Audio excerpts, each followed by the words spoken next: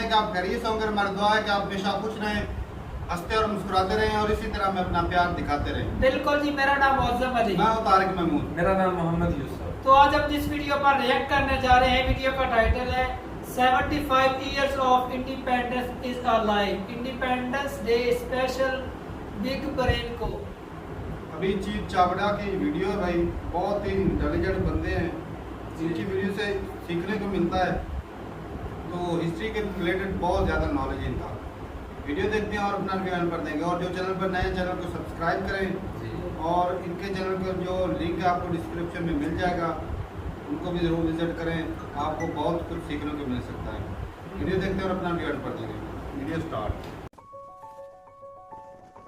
नमस्ते, मेरा नाम अभिजीत है और आज इंडिपेंडेंस डे है। लेट्स आस्क द क्वेश्चन कि इंडिपेंडेंस क्या होता है। अब जापान के बारे में सोचिए, क्या जापान एक स्वतंत्र देश है? आप कहेंगे कि है, मैं कहूंगा कि नहीं है। अब मैं ऐसा क्यों कह रहा हूं, थोड़ा अनपैक करते हैं। 1945 में सेकेंड वर्ल्ड वॉर जब समाप्त हुआ तो उसकी समाप्ति से पहले अमेरिका ने जापान के ऊपर 2 एटम बॉम्ब टेस्ट किए, हिरोशिमा और नागासाकी। उसके बाद जापान ने सरेंडर कर दिया। फिर 1945 में अमेरिका ने जापान का एक नया कॉन्स्टिट्यूशन लिख कर दिया। ये कॉन्स्टिट्यूशन 1945 में फोर्स में आया। आज तक वही कॉन्स्टिट्यूशन जापान में लागू है। उन्होंने एक शब्द नहीं चेंज किया है कॉन्स्टिट्यूशन का। और जापान में अगर आप देखेंगे तो यूएस के 130 से ज्यादा मिलिट्री बेसेस आज भी स्थापित है जापानीज धरती के ऊपर। तो इससे क्या आप इंडिपेंडेंस कहेंगे? हाँ, जापान का स्टैंडर्ड ऑफ लिविंग बहुत हाई है और जापान टेक्नोलॉजिकली बहुत ही एडवांस्ड नेशन है, शायद दुनिया का सबसे एडवांस नेशन है टेक्नोलॉजिकली। इंडिविजुअली हर कोई स्वतंत्र है, हर कोई इंडिपेंडेंट है, लेकिन नेशन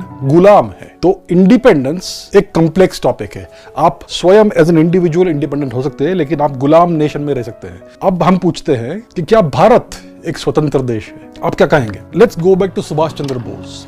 सुभाष चंद्र बोस क्या चाहते थे भारत के लिए? क्या वो ये वाली आजादी चाहते थे जो 1947 में हमें मिली? वो चाहते थे संपूर्ण स्वराज्य, कंप्लीट इंडिपेंडेंस। अब स्वराज्य के अलग अलग मॉडल्स है। एक मॉडल है ऑस्ट्रेलिया वाला, डोमिनियन स्टेटस। एक मॉडल है कनाडा वाला, वो भी डोमिनियन स्टेटस है, उनका आज भी मोनार्क ब्रिटिश क्वीन है। दूसरा मॉडल है यूनाइटेड स्टेट्स का model, complete break from association with the UK, complete independence. America ने एक revolutionary war of independence fight किया 1775 ऑनवर्ड्स। उन्होंने ब्रिटेन को पराजित किया। लॉर्ड कॉर्नवालिस और अलग अलग लोग थे ब्रिटेन के, उन्हें पराजित किया और फिर उन्होंने अपना नया कॉन्स्टिट्यूशन लिखा, अपने स्वयं के लॉज लिखे और कंप्लीट इंडिपेंडेंस उन्होंने प्राप्त किया। यही चीज सुभाष चंद्र बोस चाहते थे। इसके लिए उन्होंने इंडियन नेशनल आर्मी का स्थापन किया था। अनफॉर्चुनेटली अगर आज सुभाष जी जीवित होते और उनको आप पूछते कि डिड यू सक्सीड और डिड यू फेल, वो आपको यही कहते कि मैं फेल हुआ, मैं इसमें सक्सीड नहीं हुआ जो मैं चाहता था। और फिर हुआ क्या? हुआ ये कि भारत को डोमिनियन स्टेटस मिला 15 अगस्त 1947 को। भारत को उस दिन इंडिपेंडेंस नहीं मिला। आप देख लीजिए हिस्ट्री। और भारत का उस समय क्या हुआ कि वाइसरॉय माउंटबेटन बना। वाइसरॉय मतलब क्राउन का agent, an actual ruler of the country more और लेस। और भारत में फिर एक ट्रांसफर ऑफ पावर हुआ। ब्रिटिश लोगों ने अपने बनाए हुए एलीट ग्रुप को पावर ट्रांसफर किया और इसको कहा कि आपका ये इंडिपेंडेंस है। और उन्होंने फिर ये कंस्टिट्यूएंट असेंबली बनाई जो 1946 इलेक्शंस के अनुसार बनी थी, जो डेमोक्रेटिक इलेक्शंस नहीं थे क्योंकि वो फॉरेन ऑक्यूपेशन के अंडर किए गए थे। और कंस्टिट्यूएंट असेंबली बनी, कंस्टिट्यूशन लिखा। 1950 में शायद कंस्टिट्यूशन लागू हुआ, लेकिन भारत के लोगों को ऐसा पूछा नहीं गया कि आप इसको स्वीकार करते हैं या नहीं, ये कौन सी डेमोक्रेसी है, क्या आप इसे इंडिपेंडेंस कहेंगे? जापान की अगर हम बात करें तो वहां के जो बच्चे हैं उनको ये सिखाया जाता है कि उनका जो अभी ये सिचुएशन, जो परिस्थिति है उनकी, ये उचित है जापान के लिए। बचपन से यही सिखाते हैं और ये सब बच्चे सोचते हैं कि जापान एक बहुत ही प्रगतिशील देश है और इंडिपेंडेंट देश है, जबकि वो नहीं है। तो यही प्रश्न आपको भी पूछना चाहिए अपने आप से कि भारत क्या एक इंडिपेंडेंट देश है? आप आजू बाजू देखिए 1947 में क्या हुआ। एक ट्रांसफर ऑफ पावर हुआ, लेकिन सारे के सारे सिस्टम्स वही रहे। ब्यूरोक्रेटिक सिस्टम IAS वही रहा, एजुकेशन सिस्टम वही रहा, आज भी वही है। आपको कंप्यूटर साइंस पढ़ाएंगे, आपको MBA करवाएंगे, सारी एडवांस डिग्रीज देंगे, लेकिन सिस्टम पद्धति वही है 19th सेंचुरी वाली। उसी प्रकार से आपको सिखाते हैं, वही आपको रट्टा मारना पड़ता है। आप कुछ सीखते नहीं है, आप सिर्फ मेमोराइज करते हैं और फिर भूल जाते हैं। आप कोई नया स्किल नहीं सीखते हैं, एक ही स्किल सीखते हैं आप कि आप कैसे एग्जाम पास करें। और आपके हिस्ट्री में, इतिहास में कितना झूठ आपको सिखाया जाता है। अगर आपको मालूम पड़ जाए बचपन से कि आपके पिछले 1000 वर्ष के इतिहास में आपके पूर्वजों के साथ क्या हुआ, तो आप ये सिस्टम कभी चलने नहीं देंगे, आप सब बगावत कर देंगे। इसके लिए आपको एजुकेशन सिस्टम में झूठ पे झूठ पढ़ाया जाता है ताकि आप ऐसे बैठे रहें। एक और प्रॉब्लम है जो भारतीय लोगों में बहुत देखने को मिलता है, वो है इंफीरियोरिटी कॉम्प्लेक्स। हर कोई तो नहीं, लेकिन बहुत सारे भारतीय नागरिक ऐसा सोचते हैं कि वेस्टर्न नेशंस हमसे सुपीरियर है, वेस्ट के लोग हमसे सुपीरियर है, सब में ये इंफीरियोरिटी कॉम्प्लेक्स दिखता है। इसका कारण क्या है? अगर आपके बैंक में $1 मिलियन रहेंगे तो आपके पास ऑटोमेटिकली कॉन्फिडेंस आ जाएगा। आज भारत एक थर्ड वर्ल्ड नेशन है, पर कैपिटा जीडीपी बहुत ही कम है, $2,000 पर ईयर से कम है। अगर आप यूएस को देखिए तो $50,000 से ऊपर होगा, जापान को देखें तो $40,000 के ऊपर होगा। ये सब बहुत ही हाई इनकम नेशंस है। हम अगर भारत में आजू बाजू चलेंगे तो आपको हर जगह पॉवर्टी दिखेगी, आपको हर जगह प्रॉब्लम्स दिखेंगे। अगर आप ऐसे एनवायरनमेंट में रहते हैं तो ऑब्वियसली आपका कॉन्फिडेंस थोड़ा कम होगा और आप ऐसा सोचेंगे कि बाहर के लोग, दूसरे लोग, वेस्ट के लोग हमसे ज्यादा सुपीरियर है। तो ये एक बहुत बड़ा प्रॉब्लम है और इसका सोल्यूशन बहुत सिंपल है। इंडिया हैज टू प्रॉस्पेरिटी बढ़ाने की जरूरत है। The government needs to get its act together. बहुत सारे प्रॉब्लम्स है ऑब्वियसली, लेकिन India's economy is on the right track और हमें सब मिलकर ये इंश्योर करना है कि भारत सबसे पहले $5 ट्रिलियन जीडीपी का मार्क क्रॉस करे, फिर 10 and then forward. Historically Bharat सबसे बड़ा जीडीपी वाला देश हमेशा रहा है अंटिल द ईयर 1700 के आसपास तक। India always accounted for the majority of the world's GDP, at least 1/3 of the entire world's GDP. तो हमें फिर से अपना ये हिस्टोरिकली राइटफुल पोजीशन वापस एस्टैब्लिश करना है। जब हम ये करेंगे तो ऑटोमेटिकली इंफीरियोरिटी कॉम्प्लेक्स चली जाएगी। आज देखिए स्पोर्ट्स परफॉर्मेंस धीरे धीरे बढ़ रहा है भारत का, इससे कॉन्फिडेंस आता है। As our economy grows, confidence बढ़ने वाला है। So we need to all work together and make the economy grow.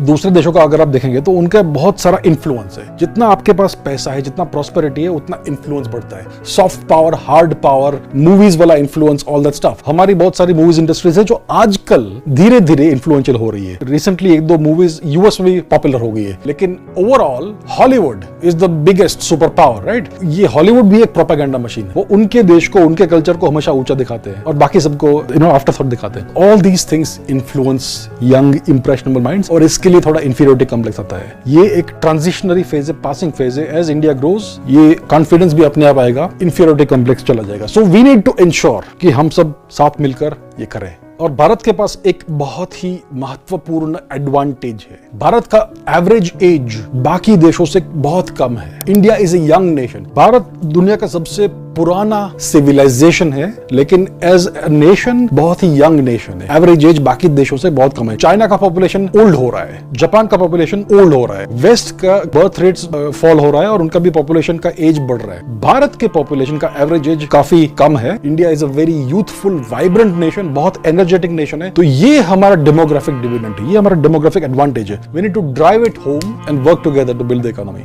आप शेर को लीजिए, लायन। अगर आप लायन को एक बड़े जू में रखेंगे, पिंजरे में नहीं, बड़े जू के अंदर, और उसे 1000 एकड़ की जमीन देंगे लेकिन आजू बाजू पिंजरा है, उसको आप बहुत अच्छी लाइफस्टाइल दे सकते हैं और उसके बच्चों को भी आप अच्छी लाइफस्टाइल दे सकते हैं। आप 1 जनरेशन 2 जनरेशन के बाद जो लायन जू में पैदा होता है उसे पता ही नहीं होता है कि स्वतंत्रता क्या चीज है, लेकिन वो गुलाम है। आप भी वही शेर हैं। आप सोचते हैं कि आप स्वतंत्र है, लेकिन आप नहीं है। तो हमें क्या करना चाहिए?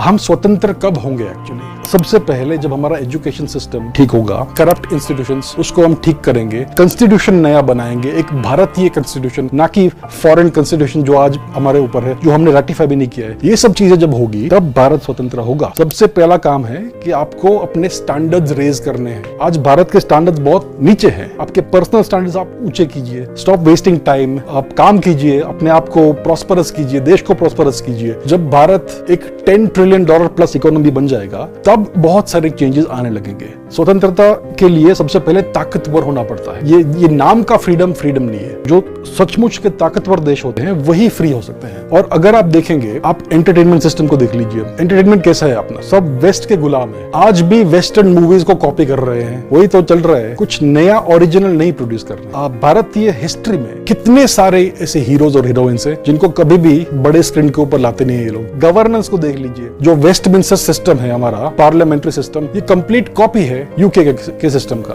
ये एक छोटे से आइलैंड में ये सिस्टम डेवलप हुआ 500, 600, 700 साल तक, और उसे हमने एग्जैक्टली कॉपी किया है इतने बड़े सब कॉन्टिनेंट साइज्ड नेशन में। ये हमारे लिए उचित नहीं है। इतने बड़े देश के लिए एक दूसरा सिस्टम होना चाहिए विच इज मोर इफेक्टिव, जो कम वेस्टफुल हो। तो बहुत सारे ऐसे एग्जांपल्स हैं जो हमें दिखाते हैं कि हम एक्चुअली स्वतंत्र नहीं है। We can do so much better. तो please raise your standards and understand कि भाई एक्चुअल स्वतंत्रता क्या होती है, संपूर्ण स्वराज्य क्या होता है। अपने आप को पूछिए कि सुभाष चंद्र बोस क्या चाहते थे और हमें क्या वो मिला है कि नहीं। तो ये बात है, स्वतंत्रता एक अलग चीज है, जो हमें दिखता है वो स्वतंत्रता एक्चुअली नहीं है। हम इंडिविजुअली इंडिपेंडेंट हो सकते हैं, लेकिन नेशनल इंडिपेंडेंस एक बहुत ही अलग टॉपिक है। आपका अच्छा लाइफस्टाइल होगा, आप अच्छा जी रहे हैं, इसका मतलब ये नहीं है कि आपका देश एक्चुअली इंडिपेंडेंट है। तो ये मैं कहना चाहूंगा, please think about it and let's make India great again. Raise your standards and one day we will have संपूर्ण स्वराज्य। So to conclude, क्या हम सचमुच स्वतंत्र है?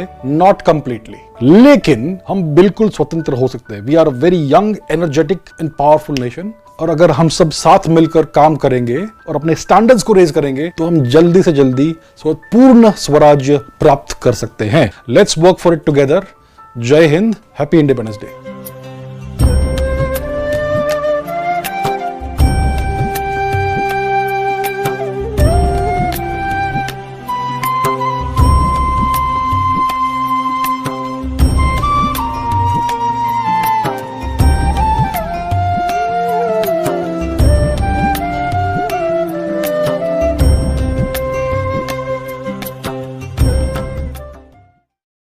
वीडियो ख़त्म हो गया और क्या अभिजीत चावड़ा ने सर ने कमाल कर दिया। और नॉलेज तो उनके पास वैसे भी वो नॉलेज का भंडार है। बिल्कुल। और जिस तरह उन्होंने समझाया कि क्या वाकई हम आज़ाद हैं, मिसालें भी ऐसी थी, सही बात है। तो जो शेर भी बनाया आपको, शेर भी, वो भी पिंजरे में, पिंजरे वाला, वो जू वाला शेर। सही बात है। तो भाई साहब, मुकम्मल तौर पर सही पूछे तो आज़ादी हमें अभी नहीं मिली पाकिस्तान दोनों के मुल्कों को ही। क्योंकि अभी भी चलो इंडिया तो आगे काफ़ी आगे निकल चुका है, लेकिन जो है ना मुकम्मल तौर पर आप अभी जो उन्होंने हालात बताए ना, उस हिसाब से अभी नहीं है। बिल्कुल।